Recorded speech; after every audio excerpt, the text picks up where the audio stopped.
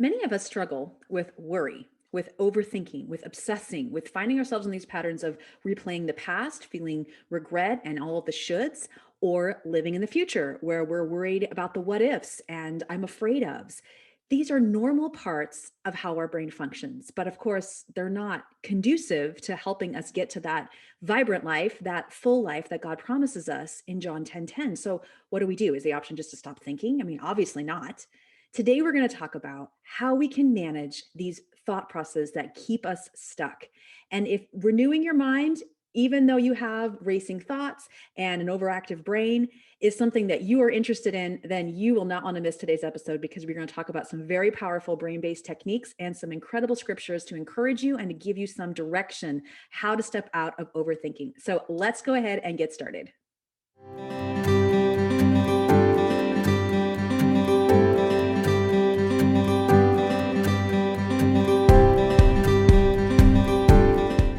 Welcome back to the Vibrant Christian Living podcast and YouTube show. I am your host, Alicia Michelle, and I am a Christian mindset coach and also a Bible teacher for women. And my heart is to help you connect with God so that you can discover simple mindset tools to renew your thoughts for more confidence and more peace. And I am passionate about sharing all of those things with women all over the world. It's something that has not only been that I've been able to do as a NeuroCoach, but also in these trainings and specifically in this series we're doing right now called Mindset Matters. So I'm really excited to begin this process with you. And so I will also be mentioning at the end of our time today several resources to help you get plugged in. And one of them is this 4-part Managing Your Thoughts series, which includes 4 different teachings on how we can manage our thoughts and deal with all of the parts of it that come with renewing our mind. And it includes powerful worksheets that you can do after each episode so that you can implement some of these teachings and find clarity. So that is something you can download for free at vibrantchristianliving.com/mind. And then when you do that, you will also be on the interest list for the brand new beta course that we have coming out at the end of May 2021. It's going to be called the Christian Mindset Makeover. And girl, I am so excited about this. So go ahead and sign up for that. I will tell you more about both of those things at the end again, but just to give you more resources, starting here from the beginning, I want you to know I'm going to share as much as I can here, but obviously the limitations of a podcast or a YouTube show are there. And so I just want to say that I'm going to share, but if you want additional resources, that's a great place to go. All right. We know that analyzing our thoughts is a good thing. We are called to be wise. We're called to let the Spirit lead us. We're called to let God's truth be the barometer for how we live. And this ability to analyze our mind is truly a God-given gift. We are the only creatures in creation who can stand outside of our brain and decide what we want to focus on, decide how we want to process things. That's called perspective. And that's an incredible gift. So why would we want to turn that off? We don't want to turn that off. And yet we have this struggle because we have the ability to think about our mind and our thoughts, but sometimes we can get stuck in that place and not live in the present. And this is especially true for those of us who are more cerebral people like me. I tend to think deeply about things, and I have always wanted to be somebody who is ahead, like planning ahead, making sure I've got all my bases covered. I don't want to be caught with my pants down, so to speak, right? Like I just want to make sure that I'm prepared. And that goes along with my Enneagram 3 personality, all of those things. So this concept of overthinking, and I'll share more about my story in a second, but really overall, it has been my defense mechanism for feeling like I had control, for feeling like I could be ready for what God was going to be bringing my way. And also the other people or other group of people that fall into this category who really struggle with this are those of us who just maybe might be more reserved, or we might have our thoughts just kind of kept more to ourselves. Maybe we're shy, but those are obviously two easily identifiable categories. But really overthinking and worrying, these are things that any of us can struggle with, any of us. And that can come again from conditioning of how we were raised. And it can also come from the habits that we have built and we have created. And we'll talk more about those habits today. So first, I just want you to know that this mind that you have been given is a beautiful thing. And the asset of this mind is that you can analyze, you can hear and discern the word of God, you can know what's right and wrong, and you can make decisions based on that. But of course, the liability of this is that if we don't have parameters, we don't have boundaries, if we don't have the word of God guiding us on what's true and keeping our thoughts in a place of surrendered and peace, giving them to the Lord, then it's really easy for them to be stuck. And that's not where we want to be. Here's a few brain facts to kind of get us started as some context, okay? So, what we focus on and repeat in our head is what is strengthened. This is how we create habits. This is the gift of habit creation. This is why when you create that habit to brush your teeth every night, you don't have to necessarily think about it. You just go upstairs, and as part of your bedtime routine, you brush your teeth, maybe you floss, maybe you wash your face, whatever your routine is, it's that thing. You kind of turn off your brain, you kind of go on autopilot, and the logical side of your brain isn't thinking about it. In fact, it's probably thinking about something else. And we see this phenomenon happen all the time. Like, we might be driving our kids to school for the thousandth time, and we're not necessarily concentrating on the drive. I mean, we are aware of our surroundings and stuff like that. I'm not saying that, but you know what I'm saying? We get there sometimes and we think, how did I get here? I don't remember going on that street. But because we're just on autopilot, or our brains are on this habit. And so this is a great thing, because this allows the subconscious mind to take these regular habits, these regular thoughts, these regular patterns, and create what we're going to call a soundtrack. So these soundtracks are like little CDs or little things that can be played, or computer programs that can be played when we encounter those situations again. And this is powerful for the brain, because this allows the brain to be freed up, because otherwise everything would be going through our logical center of the brain, the prefrontal cortex. And when we can free that up and send it to the subconscious, it's like the thought comes in and it's like all of a sudden, oh, it just totally bypasses the prefrontal cortex. The brain goes, oh, yeah, no, we've done this before. We're going to play that tape and we'll be fine. And that saves glucose, that saves energy, that saves so much, that keeps us in survival mode. That's what our brains are designed to do, is to survive. The other important thing about this whole concept is that when we create a habit, it is because we have continued to emphasize that truth, that activity over and over, and thus have created neural networks in our brain. And this is important because a neural network is like a highway that our brain knows to send something down when that situation comes up again. So the more we drive cars on that highway, so to speak, the stronger that connection is, and the easier it is for our brain to keep building it and to keep finding it. And so it's literally what we're saying is we're taking the glucose, the energy, and we're sending it to that highway. Almost like if you were at the beach and you had a whole bunch of wet sand in front of you. If you took your finger and you run it in the sand and you kept running it in that same pattern over and over, the same spot, you're going to create a groove. Versus if you had, and it's going to get deeper and deeper, versus if you'd only done it maybe once or twice in a different pattern next to it, you would see the difference. That's exactly what happens in patterning in our mind. How this relates to us is in terms of overthinking is because this habit creation aspect of our brain can work against us or for us. And just like we can continue to develop these good habits by letting that ability to play a soundtrack and to be created by reinforcement over and over, that's a great thing, but it can also fire against us because it's the principle is going to be true no matter what it is. I mean, the subconscious mind doesn't have the ability to say this is right and this is wrong. I'm not doing that. That's the prefrontal cortex's job. It just knows, subconscious mind just knows, if you tell me to do this, I'm going to create a soundtrack for it. If you keep telling me over and over, it's going to become a belief, and that belief is stuck in my subconscious. Again, survival, trying to keep us alive. So we're going to talk about this concept from, like we said, the ability for it to be a blessing and for it to be an opportunity for us to get stuck. And I want to encourage you in this, but I also want to give you a little bit of a fire in your belly, because I want you to recognize that you literally are building the brain of the future by focusing on what you're doing right now. What you think about right now is building the brain of your future. A little sobering, isn't it? So let's talk about some of the realities of what this looks like. I want you to know that you're not alone in this. As I alluded to before, I have struggled with this so long in my life. And like all of these mental patterns, it's not something that's gone away from me. And I am not here to promise that it's going to go away for you either.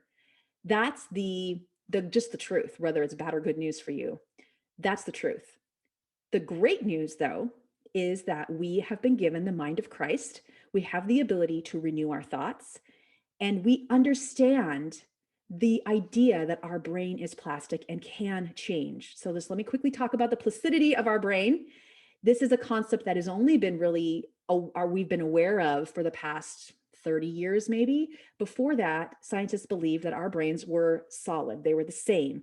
They never changed. If whatever your brain was born with, that's how you were. If you were a worrier, you were a worrier. If you were somehow deficient in some kind of mental process, you were going to be that way the rest of your life. But because of brain imaging and different studies that have been conducted, thankfully, because since worrying and obsession and all of these things have really skyrocketed in recent years, scientists have discovered the truth that every morning you have something happening called neurogenesis. And that means that there are these new baby brain cells that are being born in your mind, which not only is the truth that you have new baby brain cells, but to me, it's evidence that God is like, hey, guess what? I just provided for you brand new brain cells every day. It's an opportunity for you, because I believe in you, that you can be different, right?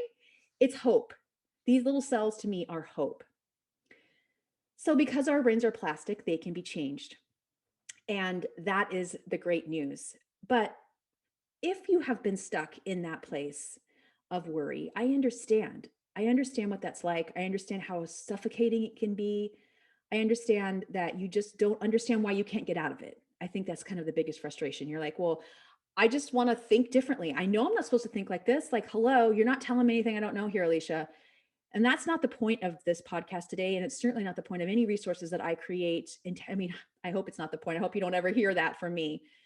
My point is to tell you that this is the reality, that it is frustrating, but that there's a different way.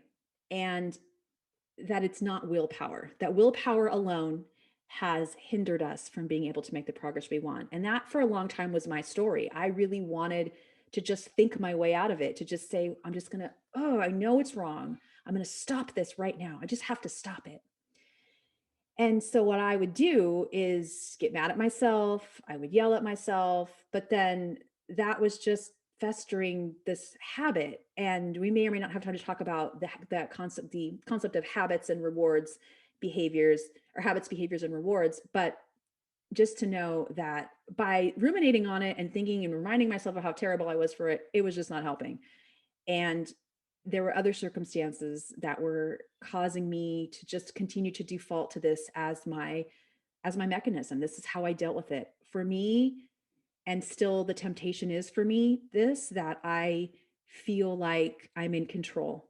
I feel like this false sense of control when I choose to ruminate, when I choose to plan for all the what ifs. And I've given myself all kinds of reasons for it, which are partially true. And that is, well, I'm preparing myself. I'm getting ready for what's ahead.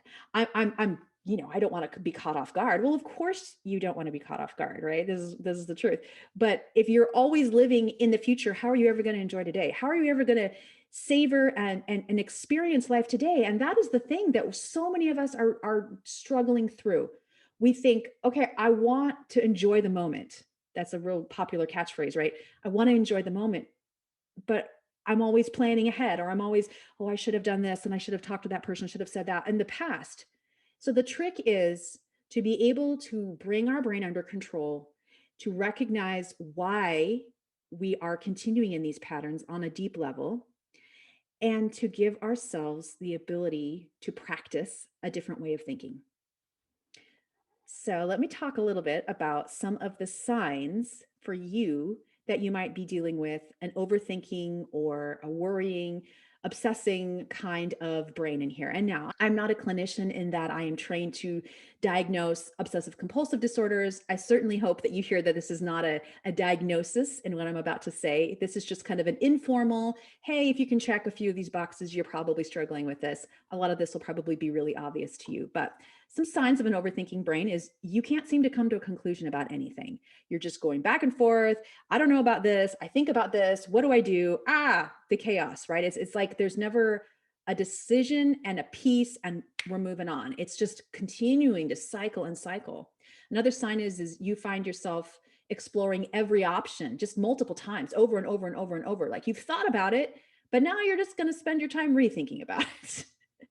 Guilty. So this is another sign. Another one is you worry about the what ifs and you just get lost in the what ifs. This aspect of overthinking, I like to think of as a phrase I learned several years ago that says, fear is going into the future without God. So there's a healthy dose of preparing ourselves, being ready. Proverbs is full of all kinds of statements like that. And yet there is the aspect of letting it go and not letting the what ifs be the place where we dwell, right? But I know if you struggle with this, the what if is it can be a very comforting place in the way we manage fear. Another sign here is that you feel paralyzed by making a decision. You just can't decide. What should I do? I don't know. It feels like life or death sometimes. Like I'm afraid to make the wrong decision. That's huge. Another one is you also have racing thoughts. Often in the middle of the night, you'll wake up and just think, well, what about this? And I didn't think about this. So that's pretty common too. Another one is you have thoughts that are full of fear of the future, which is very similar to what we just talked about a second ago, that you're just not, you can't live in the peace of today because these things that are coming up are so troubling that you've allowed them to be built up. And that is what's holding you back from being able to relax and to enjoy what is in front of us today, the provision of being enough right now today that God gives. Another one is you get easily stuck in shame and regret about what should have been in the past. Huge, huge, and something that I struggled with for a really long time. And here is something just kind of as an aside that with brain science is like what we think about over and over in the past, especially if it has some sort of emotion attached to it, some sort of trauma attached to it, it becomes that much more imprinted in our mind and it becomes that much more heavy to carry. So really there is great wisdom in when God says to cast my cares upon me or to cast our cares upon him, because he is literally removing them from us and not keeping them as that burden in our mind. But of course, this is one of the signs, getting easily stuck in shame and regret. And then the last sign here is you find it really hard to live in the moment and to stay there. You're continually transitioning and you can't rest. This was a huge one for me and something I still have to mindfully step into and keep myself protected around. I have a hard time stopping and resting. And that's because for a long time, most of my life, I was never allowed myself to rest. I never learned how to rest. I never understood the importance of rest. And so my value was in doing and accomplishing and achieving. And so when I got to a place where there was space in my life, I didn't really know what to do, but to keep going. So I pushed and pushed and pushed and pushed. And it was really foreign for me at first. And it's still a little foreign for me now. My family can attest to this. When I have time where it's like a weekend where I'm not working, or there are those rare occasions when everybody's taken care of in the house and you just have like a minute or two and you're like, okay. And I tend to be really anxious in those moments because it seems like God is welcoming me into rest. He's calling me into rest, but I'm thinking, well, what am I forgetting about? Did I forget to do this? Or maybe I need to do that instead, or maybe I need to add more to that, right? So it's really hard sometimes to live in the moment and to stay there. And that, of course, is a phenomenon that is so prevalent right now. And I believe it's because of this overthinking, this worrying pattern that we have, so many of us struggled with. Let's talk about first the logical truth about what God encourages our brain to be. Now, I'm going to share some of these truths and you're going to hear them and you're going to go, yes, Alicia, I know that's true. Oh my gosh, why can't I just get it together? And I don't want you to do that, okay? I want you to listen to them without feeling shame, judgment. I should be different. I know better. I don't want you to feel that. Okay. Is that a deal? Because that's going to hinder what we're going to be doing today. And that's a huge part of recovering from this issue. So here are some truths, the logical side about how God encourages our actions in terms of our thoughts and worrying. Just a few of them here.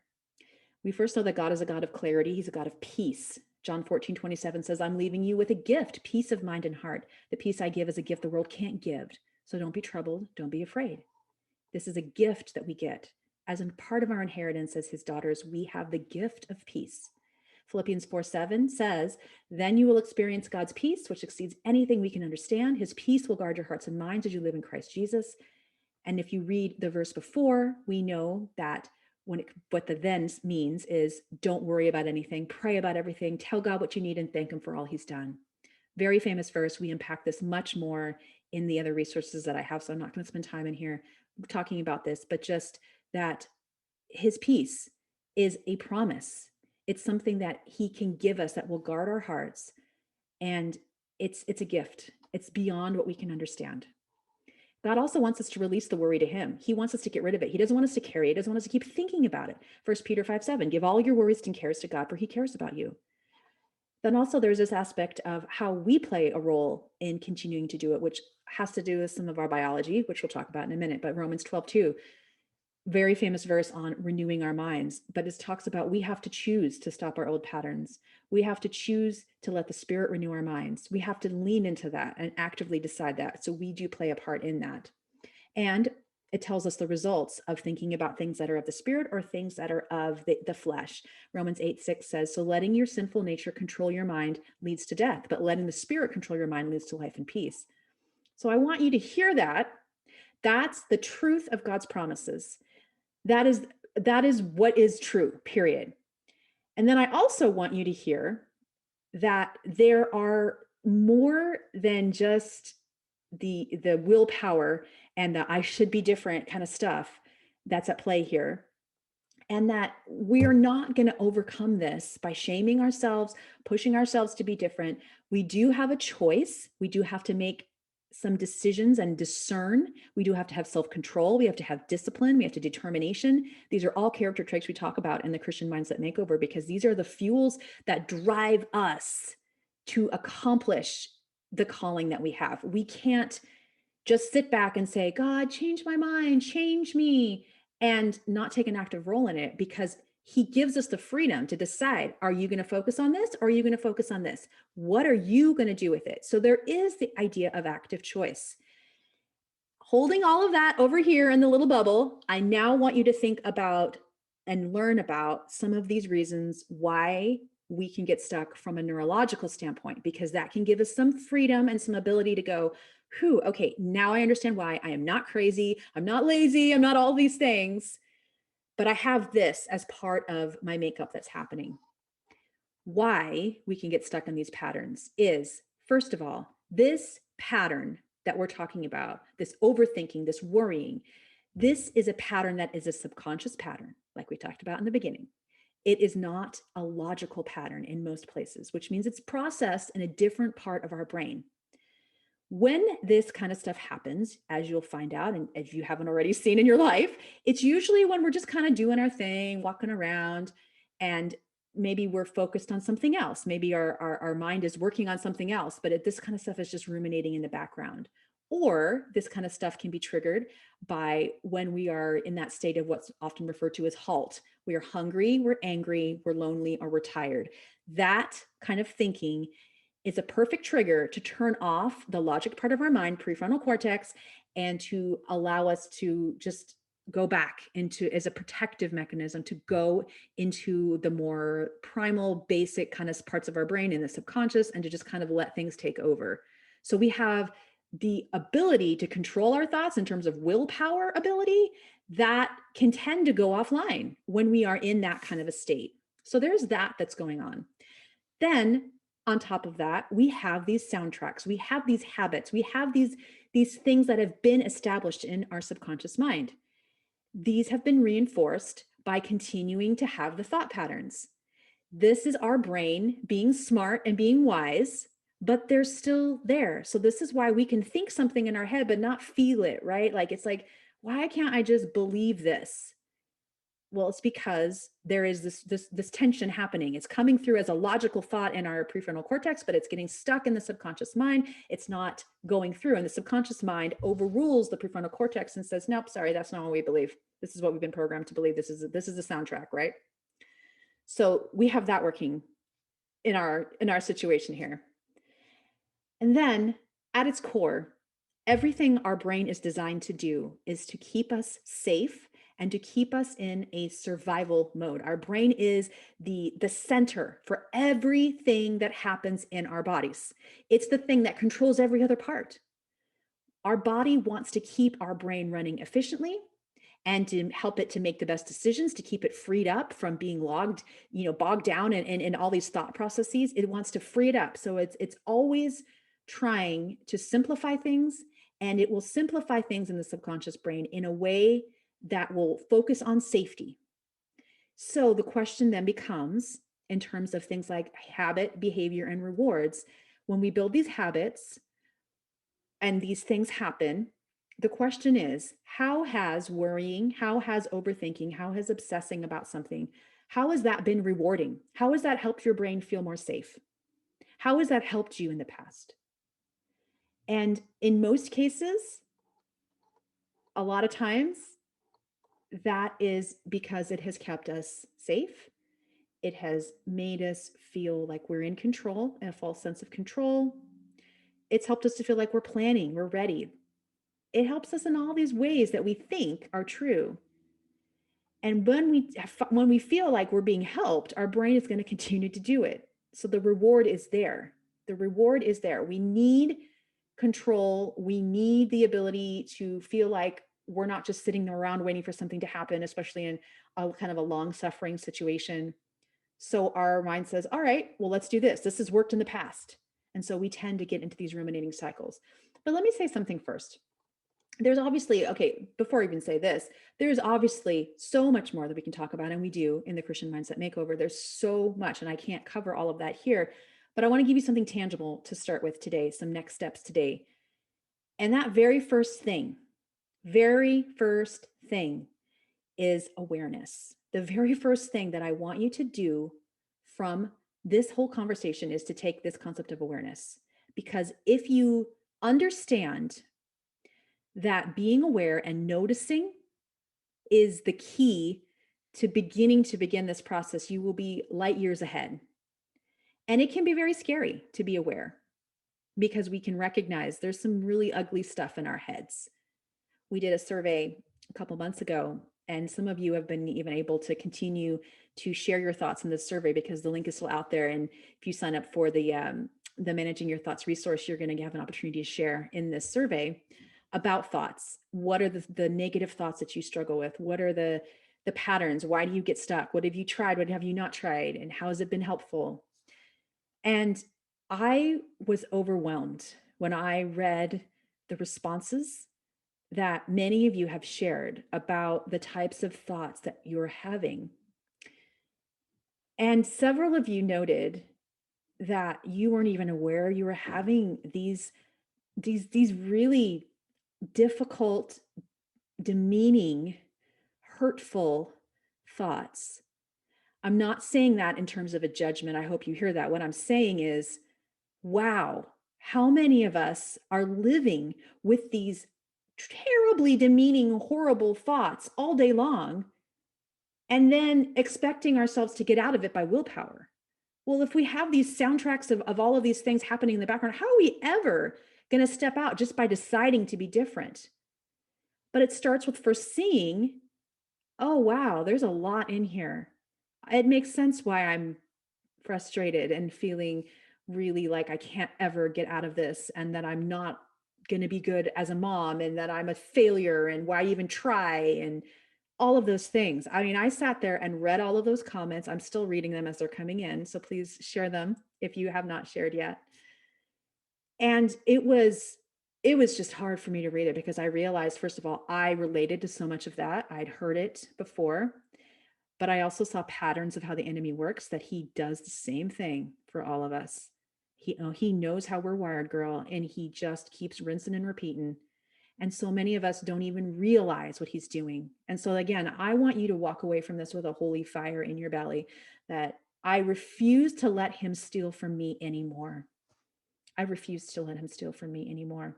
And I'm going to start this process by noticing what is there. What am I thinking about? And doing it from this scientific, reserved, outsider looking in kind of perspective, not a, oh gosh, I know, that's terrible. I shouldn't think that, but I know. Not that. I don't want you to go there because that's going to defeat what we're doing. I just want you to notice and to write it down and acknowledge that it's there. That's it. Okay. The second thing is that I want you to get curious. You're going to ask yourself, using that same kind, non-judgmental, compassionate lens that, by the way, God has for you. We know that he's a God of compassion and mercy, and we have full forgiveness in Christ. This is the lens that he looks at you through, by the way, friend, okay? I want you to look at yourself and get curious and wonder why these thoughts might be there. That's it. Just wonder. And wonder is a beautiful word because it doesn't mean that you have to have the answer. It just means you're wondering. Oh, that's interesting. I wonder why that's there. That's it. That's powerful. When we do that, we can sit in that space and we can listen to the Holy Spirit and let him give us some insight. Let our own thoughts, as they kind of pick that up in the background and think about it, let them start to think, yeah, why is it that I do this? Interesting. And we can start to see the reasons behind why it's there. And that is such an important part of this, because when we see the reasons why it's there, we can acknowledge that it's real and we're not crazy for doing this. It makes sense that we're doing this. It's so freeing. It doesn't mean that we want to keep living in that, but it helps us to be like, okay, I'm okay with this. I understand why it's there. So this is a big part of this process too. And this third step that I want you to do is, once you have paid attention and noticed what's there and you've gotten curious, I want you to ask yourself these three questions, okay? The first question is, how does it make sense that you're having these thoughts? Kind of like we just talked about, what might be some of the root causes of the overthinking? What is it giving you? How is it helping you? What are some of the causes behind it? Another question, what might be the deeper needs your brain is trying to meet? What might it really be searching for? What might it really be trying to get an answer for? And some examples, like we talked about safety, we talked about comfort, love, acceptance, feeling worthy, feeling in control. The three questions that our brain is always trying to ask in general, just kind of as an aside, is, am I worthy? Am I loved? And am I enough? And we have that question answered by the time we're about age 12. We don't have that answered in a logical sense, but it's answered in how we notice how we interact with the world around us, how the world treats us. We figure out, hey, I'm loved when X. I feel worthy when X.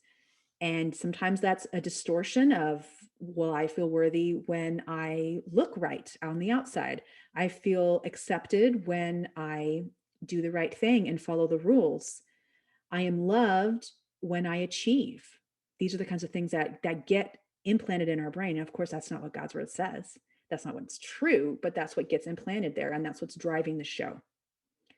So beginning to see what might be some of these deeper needs that our brain is trying to meet is huge, because our brain is smart. It's trying to do something, and there's a reason why it's stuck in this pattern. Number 3, what can you tell yourself to acknowledge, to honor, and to see these reasons as real and valid? What can you say? What can you notice and say? It makes sense. It's all right. I feel it, right? I see it. And that is a place to start. That's a great place to start. That is where we can begin the healing in something like the Christian Mindset Makeover, or even in the free resource we have, which is called How to Manage Your Thoughts. It's a 4-part training. You're going to get several emails from me, 4 of them in specific, plus a few other ones in there to help you, that will give you access to these different trainings and give you a worksheet to work through what you learned in the trainings afterwards. I really want to give this to you. If you have not signed up for it, I pray that you do, because it's very valuable. And I've gotten such great feedback so far. And I just want to be able to help as many people as possible. So to get that, vibrantchristianliving.com/mind. And when you do that, you will be signed up for the interest list for the new beta course, Christian Mindset Makeover, which is going to be a fabulous course. It's going to cover not just how to renew your thoughts and how to get out of some of these cycles, but really some of the deeper truths that we need to understand about our brains, about the Bible, what the Bible says about this, and some reasons how we get in our own way. How do we get stuck in these patterns with our own baggage? How can we move through that with practical tools? And what can we do proactively to put in the good stuff instead? That's the side that a lot of people miss, is they say, all right, capture my thoughts. I'm capturing my thoughts, God, giving them to you, right? And I'm proclaiming that the devil has nothing to do with this. But then they don't learn how to put the good parts in. You can knock down those old brain neural networks, but if you're not rebuilding a new highway, it's going to go right back to that old highway. That's just how our brain is wired.